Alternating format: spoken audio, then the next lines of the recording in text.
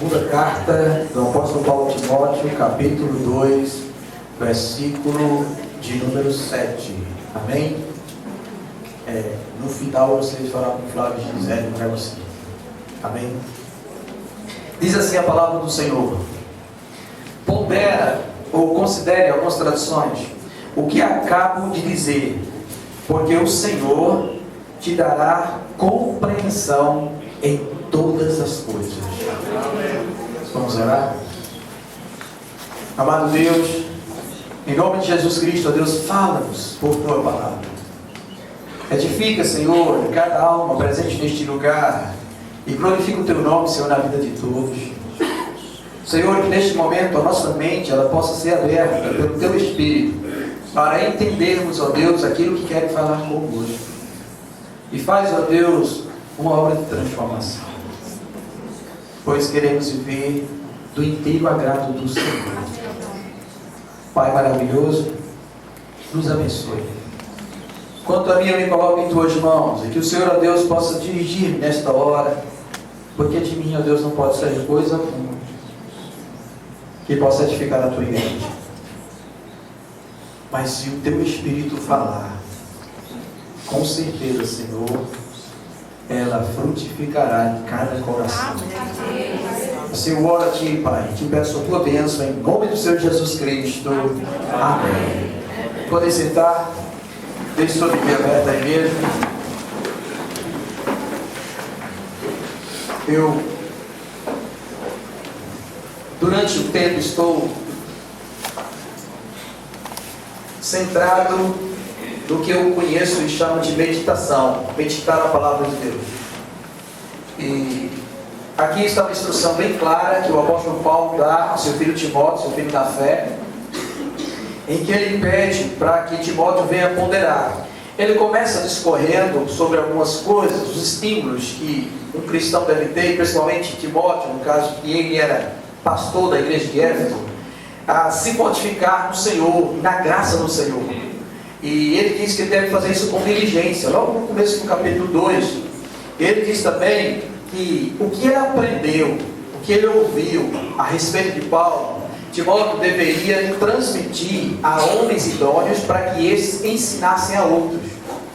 E com isso, Paulo convida a Timóteo a ser participante da obra do reino de Deus. E ele coloca algumas parábolas, vamos dizer assim, algumas metáforas, comparações. Verso 4 em diante, ele fala sobre isso, sobre alguém que deve se esforçar para ver o resultado do seu esforço. E é isso que eu quero também chamar a atenção de cada um de nós. Eu quero tratar como se todos nós precisamos fazer um esforço para verificar a nossa conversão. Como ela anda. E a primeira coisa que nós temos que fazer é ponderar, considerar, é pensar, é meditar. É isso que o verbo quer dizer. Essa questão de ponderar é você parar, refletir, analisar e pedir a Deus que possa trazer luz, entendimento a tudo aquilo que você está vendo, para ver se você realmente se enquadra na fé cristã. E uma das primeiras coisas que nós como cristãos temos que pensar é a respeito do ser de Deus. Porque muita gente está no cristianismo sem ter ideia de quem é esse Deus. Veio por uma circunstância, veio por um sofrimento, e talvez permitido por Deus para trazer você até Ele. No entanto, ainda é necessário que você tenha a venda dos seus olhos abertas para que possa enxergar Deus, o ser de Deus. E aí eu quero ler algumas coisas que eu encontrei para que a gente possa pensar. Eu quero que você preste atenção e não deixe nada me distraia. Em nome de Jesus. Tá? Essa primeira coisa que eu quero convidar você a pensar é sobre a natureza do próprio ser de Deus. Então reflita. Pense. Se Deus é o mais sábio, há toda razão no mundo para que Ele governe a sua vida. Não sou eu nem você que deve governar as nossas vidas. Mas se Deus é o mais sábio, o que conhece tudo, o que conhece até o futuro. Ele é que deve governar a minha vida e a sua. Se Ele é bom, infinitamente bom, então há toda a razão do mundo para que você o ame. Porque não há ninguém tão bom quanto Deus. Não existe. E se você é capaz de amar o seu cônjuge, o seu filho, muito mais você deveria amar a Deus, porque Ele é infinitamente bom para você. Talvez você nunca tenha parado para pensar que você está aí onde está por causa da bondade de Deus. E você precisa pensar sobre Deus, sobre o que Ele fez em seu viver, tá? E ao mesmo tempo que Ele é bom e há toda a razão no mundo para que você o ame, também não há qualquer razão para que você ame o mundo ou o pecado, por causa da bondade de Deus. Eu não quero trocar nada no mundo, nada que existe no mundo, que possa trazer algum deleite, alguma alegria, em troca da alegria e da bondade do meu Deus. Não quero, de jeito nenhum, tá? Se Deus é o mais fiel e verdadeiro, vocês creem que Deus é fiel? Amém. E a Bíblia declara isso veementemente, em várias passagens das Escrituras, que Deus é fiel e verdadeiro. Diz que é impossível que Ele minta, que Ele não é filho do homem, né? Nem é homem, nem é filho do homem para que minta ou se arrependa. Se Deus é fiel e verdadeiro, então não há razão para que a gente venha colocar em dúvida as suas promessas. O que Ele prometeu, Ele cumpre. Aleluia. Se a palavra dele diz que Deus está perto de um coração contrito e quebrantado, se essa é a situação do seu coração, Ele está perto de você. Ele está contigo. E Ele te ouve. E Ele contempla ti. E Ele passa contigo na angústia. E Ele te livrará. E Ele te glorificará. E Ele mostrará a sua salvação. E Ele dará longos dias de vida na presença do Senhor. Porque Ele é fiel e verdadeiro. Mas também devemos considerar que, por ser fiel e verdadeiro, Ele cumpre também as suas ameaças, os seus juízos. Se Ele diz que vai entrar com sua justiça naqueles que desobedecem, se você e eu desobedecer, receba a justiça de Deus também, porque Ele é fiel para cumprir o que a Escritura diz. Pense sobre isso. Medite sobre isso. Analise como anda a sua vida em relação a isso. Porque Ele é fiel para cumprir as suas ameaças também. É muito bom falar das rosas e esquecer que elas contêm espinhos. E a justiça de Deus deve ser considerada tão quanto o amor de Deus. Porque Deus é fiel e verdadeiro. Ele é fiel e verdadeiro. Se Ele é santo, a sua santidade deve necessariamente ser a mais excelente. Você não pode imaginar Deus como um ponto sequer de falha, de erro. Isso não existe em Deus. E por Ele ser santo de maneira mais excelente, aqueles que são os mais santos, como nós, precisamos necessariamente refletir a sua excelência. Porque Ele exortou a todos nós isso. Sede santos, porque eu sou santo. E em várias instruções nos livros de Levítico, Ele exorta o povo a isso. Olha, não façam assim conforme os gentios e as outras nações, façam dessa maneira, porque eu, vosso Deus, sou santo. Olha, não faça isso, não toque nisso, não use isso, não se deite com o varão como se fosse mulher, porque eu, Senhor, vosso Deus, sou santo. Não amaldiçoe seu pai e sua mãe, porque eu, vosso Deus, sou santo. E aí Ele vai dizendo um monte de coisas que nós precisamos aprender e viver em nossa vida por causa do caráter desse Deus que criou a sua palavra para revelar a sua vontade a nós. Porque Ele é santo. E nós devemos refletir essa santidade também. Então, a gente precisa pensar sobre isso. Considere agora que Deus, Ele é todo poderoso. E que não há resistência ou oposição que possa ser maior do que Ele. Não há ninguém que possa vencer a Deus. Não há ninguém neste mundo, nenhuma força espiritual, nada que possa vencer Deus, porque Ele é todo poderoso. Agora, em virtude dele ser assim, você pode imaginar que num piscar de olho, Ele pode tirar a alma do seu corpo? Ele pode fazer a separação agora, porque Ele é todo poderoso. Ele é todo poderoso. E não somente isso, Ele pode fazer com que, num franzir, tá bom? Ele possa simplesmente fazer com que todo mundo se vire contra você. E se Ele fizer isso, não há ninguém que vá lembrar você. Ele pode até fazer a sua consciência virar-se. E não há ninguém que vá curar você. Porque Ele é todo poderoso. Lembra do que Ele fez com Nabucodonosor? Lembra que está lá, Nabucodonosor se exalteceu demais, se enalteceu, criou soberba no seu coração, achando que ele era o tal, e foi Deus que usou ele para castigar a nação de Israel, mas por causa da sua soberba, Deus fez com que ele ficasse louco. As unhas dele cresceram como de animais, o cabelo dele cresceu e ele foi comer capim com os animais. E a Bíblia diz que Deus fez isso para que ele reconheça que Deus tem domínio sobre o reino dos homens.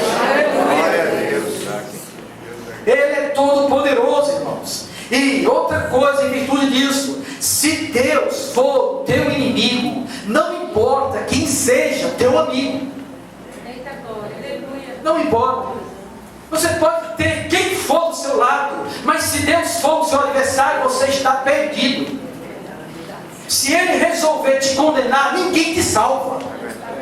Ninguém te salva. Se Ele resolver dizer assim, eu não quero mais salvar Alessandro, eu não posso fazer nada, nem um santo na terra pode fazer nada, nem ninguém, nem a igreja pode fazer nada, porque é Ele o Todo-Poderoso. E a gente precisa pensar sobre isso. A gente precisa pensar para não usarmos da paciência do nosso Deus. Precisamos entender a sua natureza.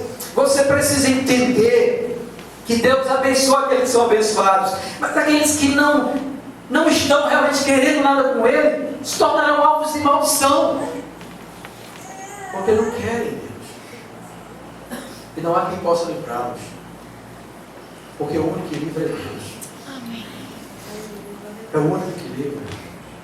Ele é desde a eternidade, mas nós não somos de ontem. Mas Ele é de toda a eternidade. E a nossa existência procede dele. Paulo fala sobre isso. Salmos falam sobre isso. Nós devemos nossa existência a Deus. Não é você o dono da sua vida, é Deus. E Ele que consegue fogo de vida para você. Lembra que Paulo disse, nele nos movemos, existimos e respiramos. Sem Ele, todo mundo aqui estava perdido, como um cadáver. Porque nós devemos a nossa existência a Deus. Não negligencie isso. Pense sobre isso. E não se afaste desse Deus. Por causa dessas virtudes, nada pode vir sem a graça de Deus na nossa vida. E nós precisamos considerar isso. Nós não podemos respirar sem Ele, nem pensar um pensamento sem Ele, nem falar uma palavra digna sem Ele, nem mover um pé ou uma mão sem Ele. Seria mais possível viver sem pão, sem terra, sem água, do que viver sem Deus. É mais possível a gente passar fome e sair vivendo aí sobre essa terra, comendo raiz seco ou alguma coisa dessa natureza, do que viver sem Deus. Do que viver sem Deus. Todo mundo, todo o globo terrestre é diante dele apenas como uma gota de um balde. Como diz Isaías, como um grão de poeira comparado com o peso de toda a terra. Se eu ou você pelo menos pudesse, como alguém que pudesse voar, sobrevoar o planeta, entende? E chegarmos em alguns lugares e olharmos algumas maravilhas, como alguns de nós já conheceram, outros não, porque a nossa cabeça não consegue se desligar das preocupações e das atividades do dia a dia. Mas se nós fôssemos a certos lugares, se nós estivéssemos sobrevoando, voando mesmo sobre o planeta, sem precisar de avião ou alguma coisa dessa natureza, e pudesse contemplar a imensidão do mar, a profundidade dele, a quantidade de animais que Deus criou, os detalhes das plantas, das criações e outras coisas mais, se nós pudéssemos olhar e observar esses detalhes grandiosos que revelam a glória de Deus, porque a Bíblia diz que toda a terra está cheia da glória de Deus. Qual seriam os pensamentos que nós teríamos sobre Deus?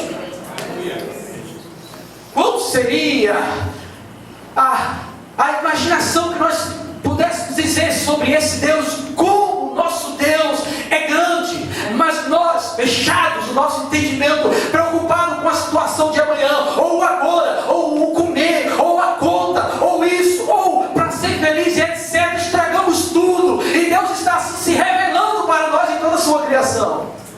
Se nós pudéssemos voar além desse planeta e chegarmos ao espaço, ao universo, e contemplar o Sol de perto, se nós pudéssemos olhar para as estrelas e contemplar as virtudes de cada uma delas, se nós pudéssemos olhar para a nossa galáxia e ver os planetas em suas órbitas, cada um no seu lugar, obedecendo ao comando desse Deus, quão pensamentos gloriosos nós teríamos sobre Deus.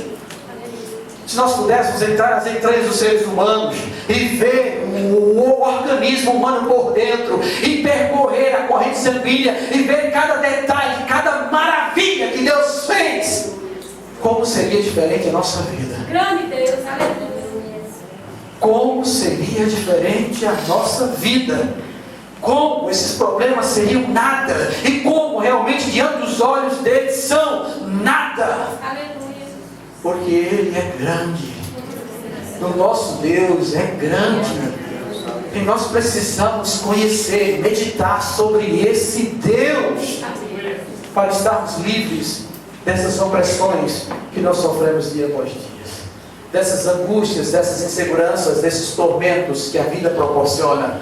Meu Deus, o teu Deus é grande, Ele é muito grande, aleluia. Ele é esplêndido, Ele é excelso, Ele é sublime, Ele é majestoso, Ele é grandioso. Vale a pena esperar nele. Ele diz que aqueles que esperam nele não ficam decepcionados. Como seria diferente se nós ponderássemos sobre Deus, o ser de Deus? Se a gente pudesse ver pelo menos um pouco da sua glória, ou ver as suas costas como Moisés viu,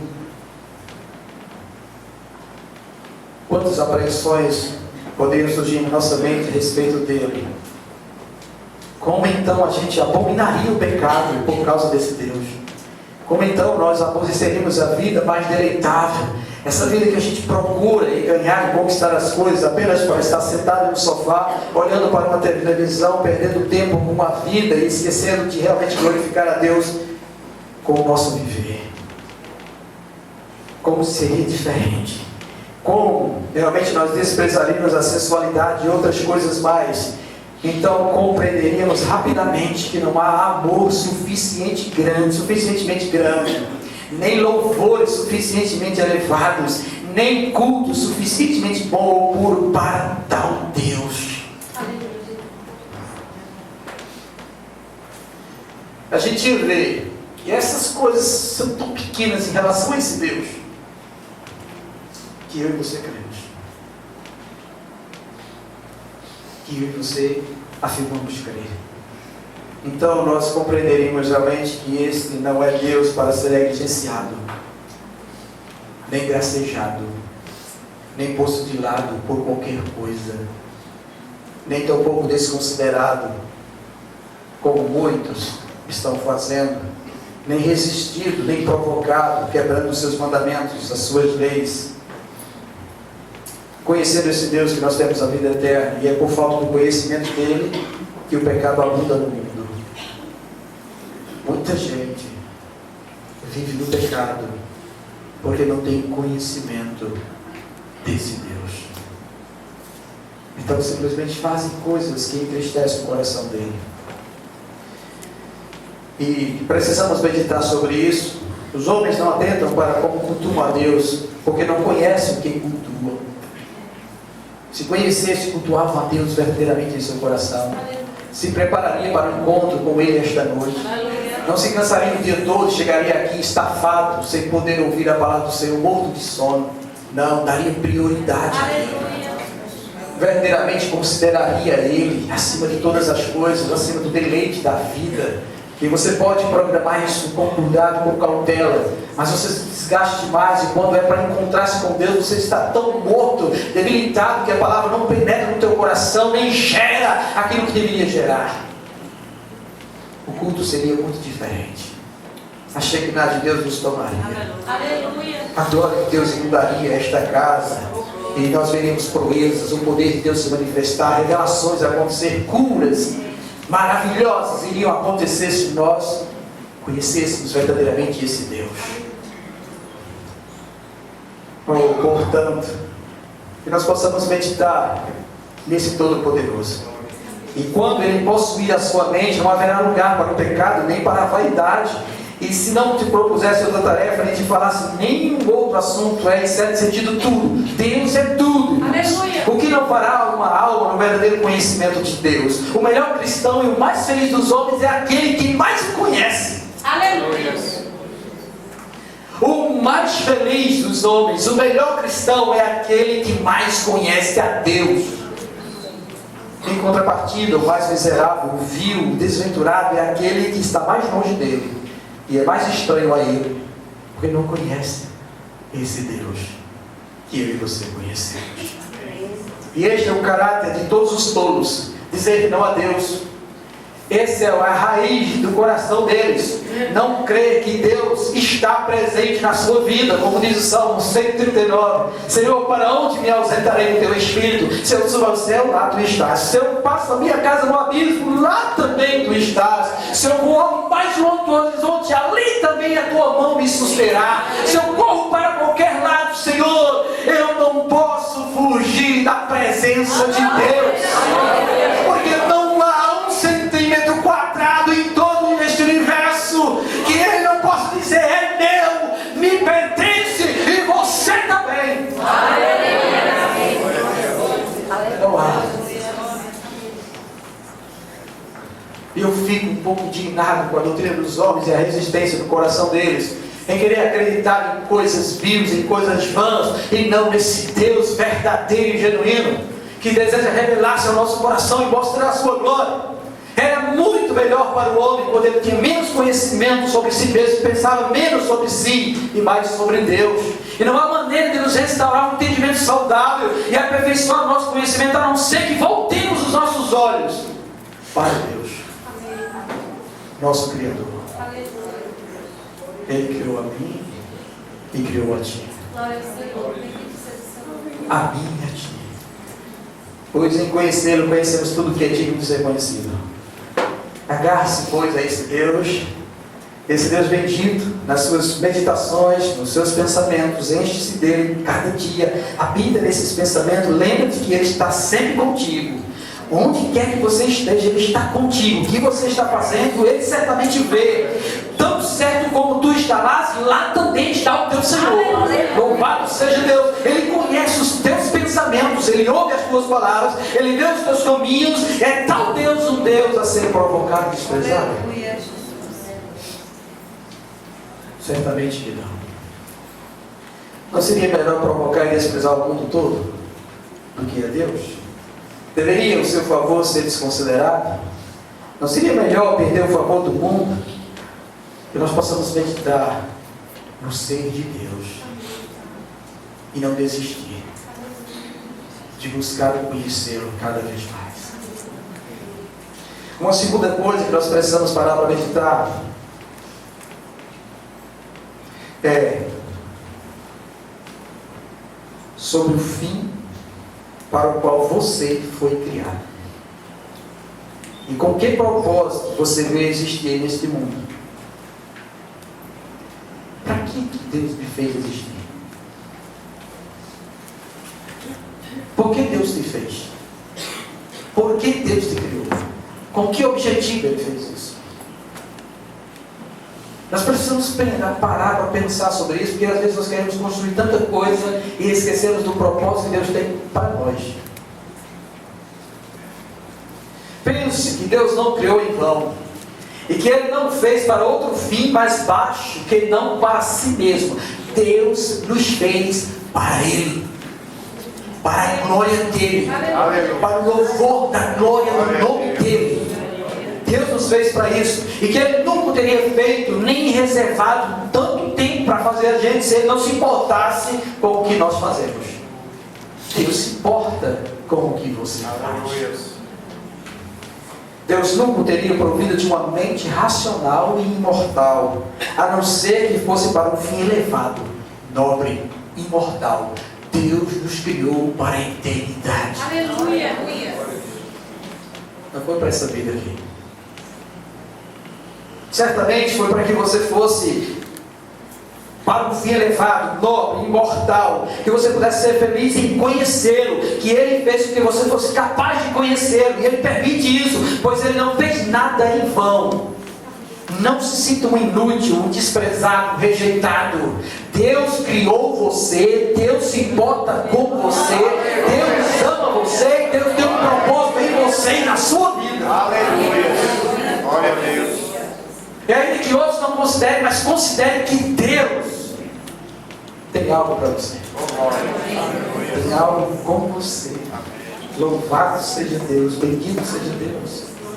E o principal motivo dele ter nos criado é saber que existe Deus, quem Ele é, como servi-lo, e o que Ele é e será para nós. Ou do outro modo, nunca teríamos em nós a capacidade para tais coisas. Ele nunca teria feito nenhum de nós com a capacidade de amar a Ele, a não ser que fosse para que você se sentasse apenas amor e fosse feliz nele. Deus, Ele fez cada um de nós com esse propósito. E a nossa estrutura, nossa faculdade mental, nossa capacidade, a capacidade da nossa alma, todo o escopo da Escritura declara que nós fomos feitos, mandados a este mundo para buscar a Deus. Amado, você foi feito para buscar a Deus. Amém. Aleluia. E você não pode negligenciar isso não. Você precisa se alegrar nele. Aleluia. Considere isso. Considere isso, considere isso. Considere consigo mesmo que Deus não criou você para que você vivesse uma vida de pecado. Você foi feito para o louvor da glória de Deus. E você precisa estar no centro disso aí. Uma outra coisa que eu quero que você pense e medite é como você tem respondido a esse propósito para o qual Deus criou você.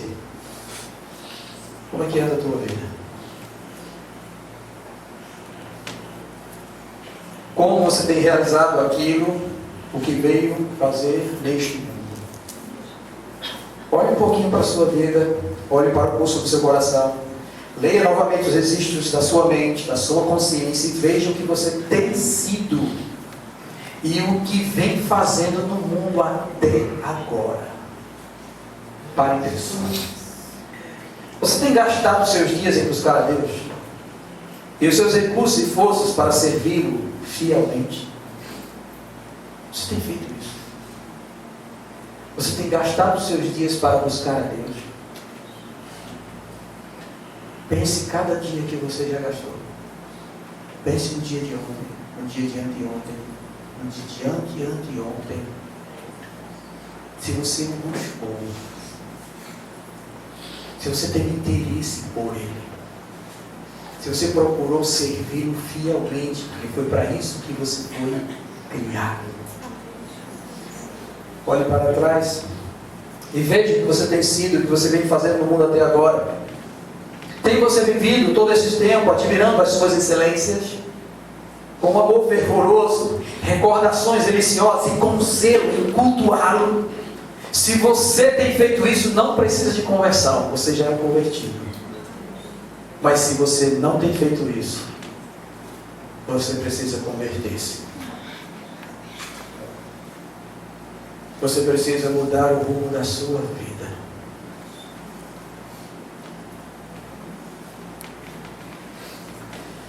Medite. Não tem você se esquecido do propósito que tem neste mundo, sem se importar com o mundo para o qual deveria se preparar, e vivido como quem não conhece aquele que o fez. vivido como se você não conhecesse esse Deus que te fez, são o esporte, a diversão, o fim para o qual você foi criado. Não que seja errado ou pecado praticar esporte, mas você não foi criado para o esporte. Você foi criado para Deus, para o louvor da glória de Deus, para servir a esse Deus. Esse é o fim maior que nós devemos estar atentando. É o comodismo, é a comida, a bebida, as conversas vãs, a recreação, o propósito para o qual você veio ao mundo, é o viver da carne, o acumular riquezas, ou andar atrás de apreciação de homens. A obra de Deus, que Deus nos mandou fazer aqui é esta. Você, para isso, você foi criado para a glória dele, você foi preservado para ele, ele lhe poupou, lhe sustentou diariamente e hoje ainda sustenta. Para que você sirva a ele, ame a ele, glorifique a ele e tenha um modo de vida que reflita esse Deus no teu viver.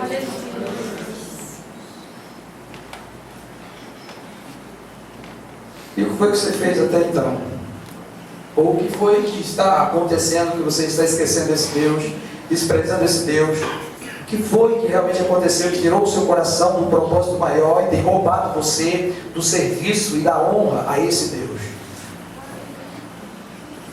Pense no que você tem feito e se tem feito a obra para a qual você foi mandado ou não. Às vezes eu olho para trás e vejo um monte de cristãos que estão parados e que antes estava na mocidade e que antes participava de um grupo atuante e que antes evangelizava e que antes orava nas vigílias, subia aos montes para clamar pela igreja de Deus e que antes faziam a obra do Senhor acontecer e que hoje estão estagnados, parados, não fazem nada e ainda servem de tropeço para outros, porque eles relembram os desapontamentos que tiveram. Me diga uma vez só, quando foi que Deus lhe decepcionou? Me fale quando foi que Jesus te desprezou. Me diga quando foi que Ele aborreceu você. Se algum outro cristão lhe ofendeu, se uma igreja não lhe deu valor, mas o teu Senhor, Ele ama você. Glória a Deus. E Ele não é digno da sua revolta, Ele não é digno do seu desprezo, Ele não é digno de que você pare de viver para Ele, de glorificar a Ele, de entregar a sua vida a Ele e de servi-lo integralmente como Ele deve ser servido. Porque você não pode acusá-lo de nada. Você pode acusar o líder, você pode acusar o pastor, você pode acusar quem quer que seja. Mas eles não são Deus. Ele não é o seu Pai Celestial e Ele não é Jesus Cristo. Nenhum de nós somos. E somos seres humanos falhos como todo mundo. Mas pense no que você tem feito e como tem vivido a sua vida perante esse Deus. Medite, pondere sobre isso. Um outro ponto que nós precisamos meditar e refletir é como gravemente tem o pecado, e aqui está o pecado nos leva, ou nos pode levar. Se você apenas tivesse uma visão, um parcial de sua vida, veria quão longe do alvo você tem olhado, e quão longe tem estado daquilo que deveria ter sido, e quão pouco tem feito daquilo que deveria ser o propósito da sua vida. Quando nós estamos em pecado, irmãos, a nossa consciência nos acusa e nós nos afastamos de Deus. A primeira coisa que parece brotar no nosso coração é dizer: eu não vou mais à igreja, não quero mais estar ali. E isso tem levado muito cristão a enfraquecer-se, a mergulhar no abismo cada vez mais. Porque está esquecendo da misericórdia e da graça de Deus, que pode restaurar a nossa vida e a nossa condição pecaminosa. Todos aqueles que confessam o seu pecado Ele é fiel e justo para perdoar e para purificar de toda injustiça. Ele restaura a nossa condição, se faz assim realmente realizarmos tal tipo de atitude. Que abundância de agravantes há no nosso pecado. E que a gente não precisa tratar muito sobre isso, não. Porque realmente um coração que peca vai estar desprovido da graça de Deus, como diz o próprio apóstolo Paulo em Timóteo. E quantos impulsos nós não temos resistidos? Quantos enxames de mau pensamento invadem a nossa cabeça? Quantas coisas têm enchido a nossa imaginação? Nós pensamos em tudo, mas não pensamos em glorificar a Deus. Nós pensamos em conquistar o mundo, conquistar coisas e dizer, meu futuro vai ser assim, assim, assim e assim. Mas nunca enquadramos Deus nos nossos pensamentos, nos nossos desejos, nossos objetivos. Nós nunca sequer paramos para perguntar a Deus, Deus, que queres que eu faça? Como disse Tiago, não diga, amanhã eu vou fazer isso ou aquilo. Pergunte, se Deus quiser, eu vou. Aleluia. Porque somos dele. Amém. Somos feitura dele. Aleluia. Não vivemos alheios, soltos nesse mundo. Nós precisamos pensar sobre isso. Considere também quão grave é o estado em que pessoas encontram-se permanecerem no pecado sem se converter. Talvez a gente não tenha ideia das coisas que acontecem com alguém que vive assim. Você já pensou alguém estar mergulhado no pecado, ser escravo desse pecado, e aí então ser entregue aos atormentadores, como diz a palavra do Senhor, ser entregue a Satanás e ser realmente usado por ele da forma mais vil? Por causa que endurecemos o nosso coração e não consideramos a situação do pecado. Quando nós somos convidados à oração e à meditação e o nosso coração se opõe a isso, é pecado. Eu chego às vezes para algumas pessoas, pergunto se elas têm Jesus, se quer Jesus. Esse eu já tenho, eu quero. Eu quero, já tenho.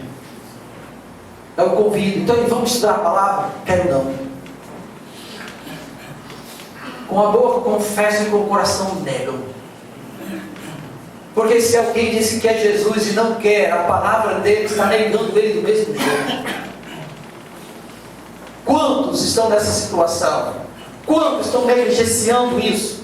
Quantos deixam de realmente estudar a Bíblia e conhecer esse Cristo, a glória, a supremacia dele, conhecer realmente os seus atributos, a eternidade dele, que ele é coeterno com o Pai, algo que faz a nossa mente balançar, estremecer, quando nós somos agraciados pelo seu Espírito em ver os seus atributos grandiosos, e saber que ele estava lá e que ele realizou todas as coisas, como a Bíblia diz, porque dele, por ele, para ele são todas as coisas.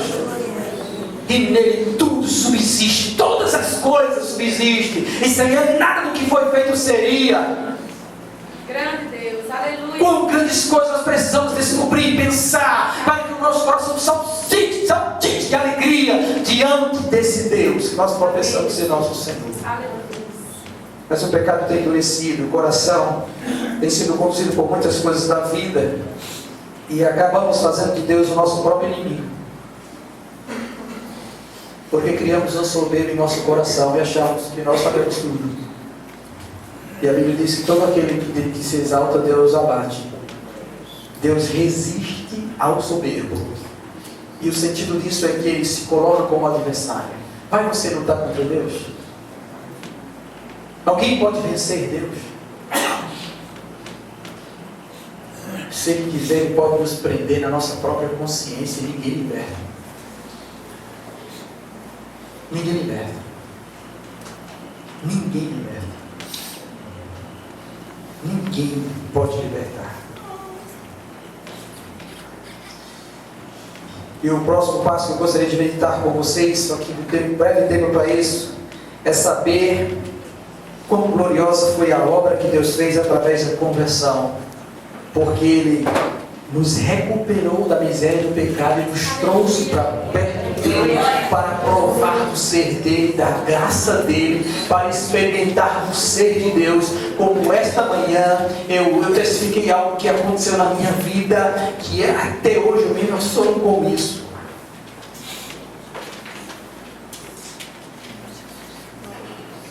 Nós estamos vivendo um tempo difícil. Minha esposa estava gestante, grávida, acabara de ter neném, nasceu a Ana Beatriz. E como nós não tínhamos muito auxílio, então eu fui morar um tempo na casa dos meus pais. E sabe como é um cristão morar na casa de quem não é cristão? Até para orar fica difícil. E nós angustiados, ela passando por pressões, sensível por causa do estado de gravidez, toda uma pressão corria sobre mim, trabalhando manhã e tarde, tomando conta da igreja, a pressão da igreja, a pressão do trabalho, a pressão da esposa, a pressão da família, a pressão do seminário que estava fazendo, tudo isso me angustiando demais, ao ponto de um lugar onde eu poderia conversar com Deus era no banheiro. E eu fui tomar banho nesse dia.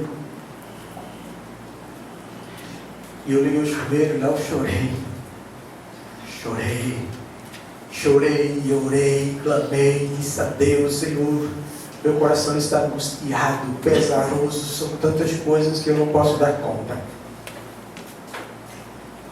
Mas eu quero honrar-te, Senhor. E ela insistia para que eu não fosse para a aula, ficasse com ela e coisa e tal. Eu disse, não, Deus me chamou para ser pastor e eu preciso passar por esse processo. E era uma luta em relação a isso. E eu fui, dei banho, pedi roupa e fui. Cheguei atrasado, mas foi. E graças a Deus por alguns homens de Deus que Deus coloca nos seminários.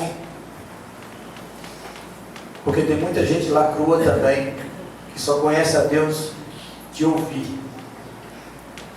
Mas esse professor, sempre no início da aula, ele orava, pedia que Deus nos abençoasse. E nesta hora, em que ele começou a orar, Deus tomou ele.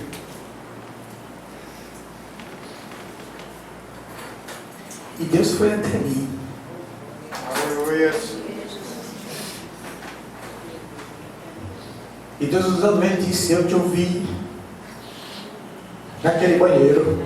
Eita glória. Aleluia.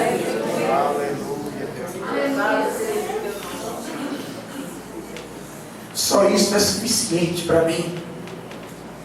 Você ter a noção de que Deus, o Deus Todo-Poderoso, o Criador do Universo, que se assenta no alto e sublime trono, tem toda a terra por escabelo dos seus pés, que mede as águas com a coxa das suas mãos, que mede todo o universo com o palmo de suas mãos. Esse Deus me ouviu.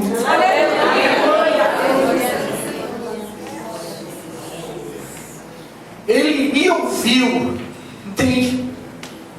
Como ouve a qualquer cristão que o invoque em verdade, que esteja com o seu coração contrito e creia fielmente nesse Deus. Ele me ouviu e me consolou. E ele disse apenas uma palavra: tudo vai passar.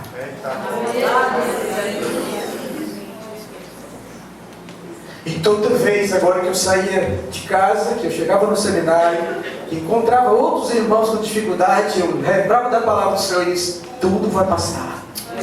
Tudo vai passar. Tudo vai passar.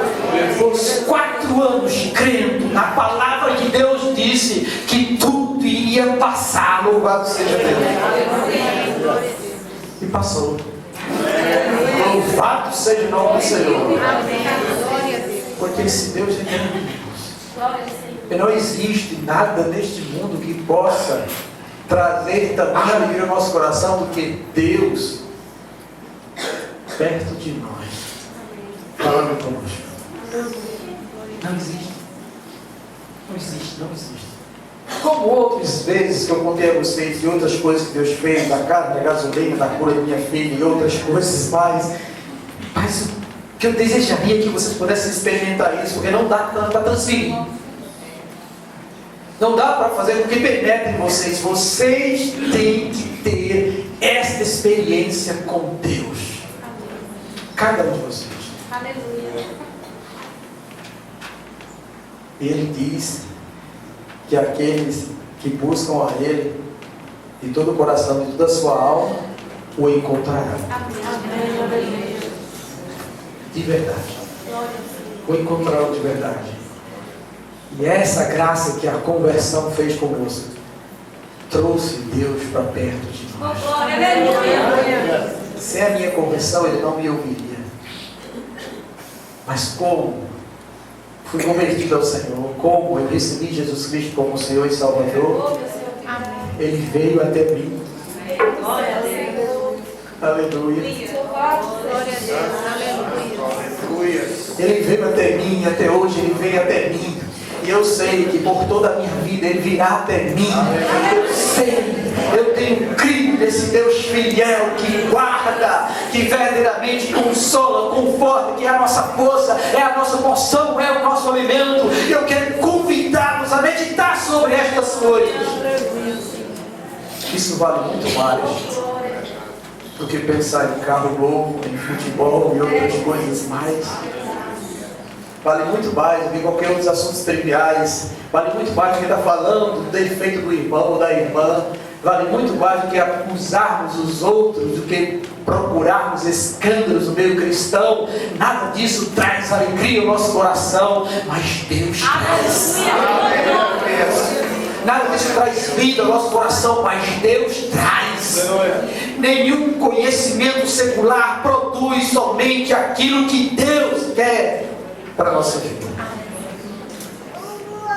Se Deus não tiver um negócio, nós estamos perdidos. Totalmente perdidos. E outro passo, que o tempo já se foi e eu não quero mais tomar conta disso, mas seria meditar na obra graciosa, na maravilhosa redenção que nós recebemos do Senhor e os recursos providos por Ele para manter a nossa alma perto dele.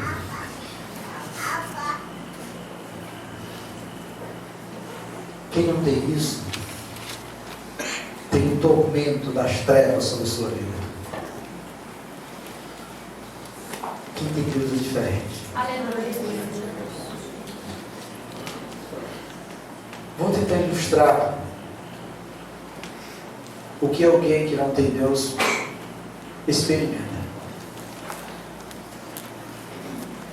Primeiro de tudo, a Bíblia diz que ele é governado pelo espírito deste mundo, por Satanás. Todos eles são assim. E você pode pensar na pessoa mais boa que for, não interessa. A Bíblia diz que todos que estão destituídos do Senhor são governados pelo espírito desse mundo.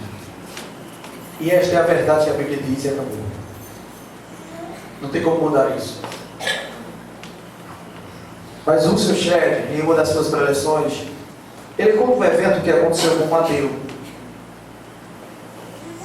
Esse ateu sempre procurava desacreditar de Deus e pronunciar isso por onde quer que andava, e promulgava isso em alto bom som, e continuava afirmando isso a todos à direita, e negando a Bíblia, negando Deus, ultrajando o Senhor.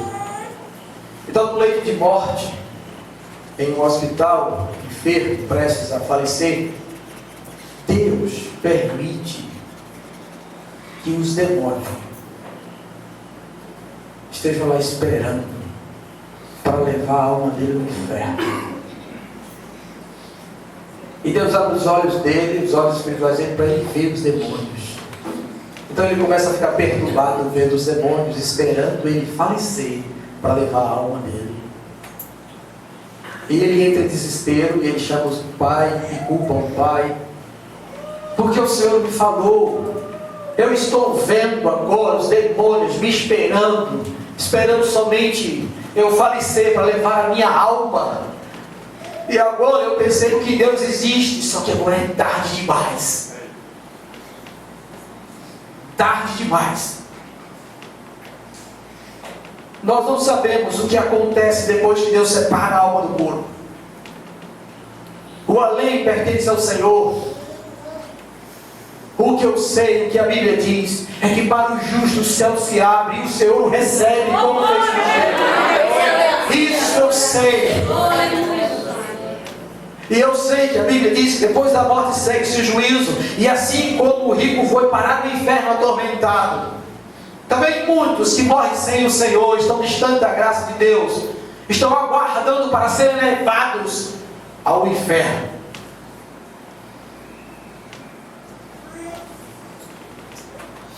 Mas é possível alguém se livrar disso por meio da fé em Jesus Cristo, na obra da cruz. Se você crer e você confessar com a sua boca, você será salvo. É isso que a Bíblia diz. E eu gostaria de saber se há alguém aqui que gostaria de se livrar disso, de crer em Deus e entregar a sua vida ao Senhor, de se converter a esse Deus depois dessa palavra. Se há alguém aqui que gostaria de confessar Jesus Cristo como Senhor e Salvador, se você quiser, levante sua mão e eu quero orar por você. Há alguém aqui que gostaria de entregar a sua vida a Cristo?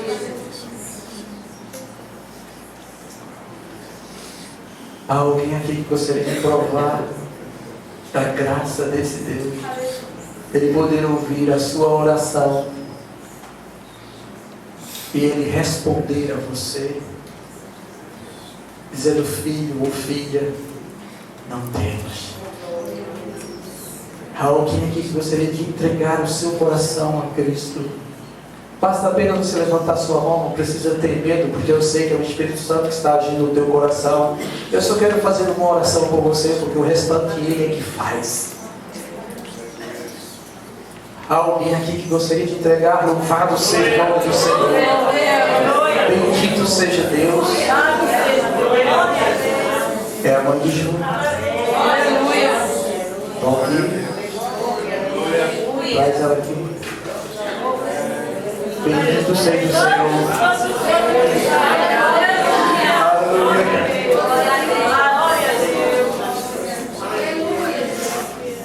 Há mais alguém que gostaria de fazer isso? Basta apenas você levante sua mão. Eu quero orar por você, porque a obra é de Deus, não é minha, é do Senhor. Não se preocupe com o amanhã, porque o amanhã é dele.